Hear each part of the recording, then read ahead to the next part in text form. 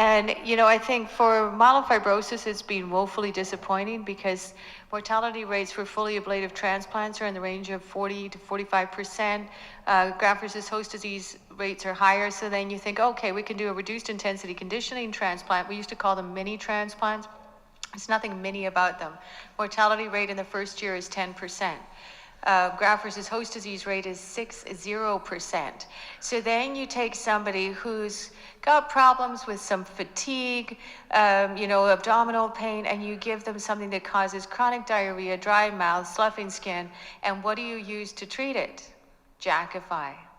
So you take them from Jakafi, which they were on pre-transplant, to, oh, now you're going to need a post-transplant.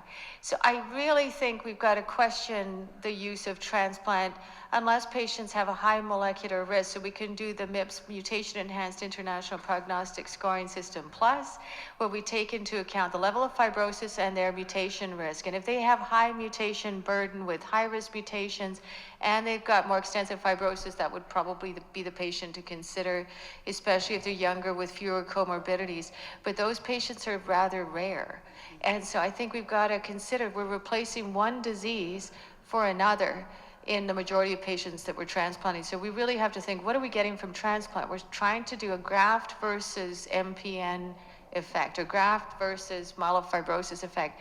The graft versus myelofibrosis doesn't work very well. If you've got a scarred down bone marrow, those stem cells that you get from another individual want to go to the spleen. Splenectomy doesn't help because then extramedullary hematopoiesis just occurs in the liver.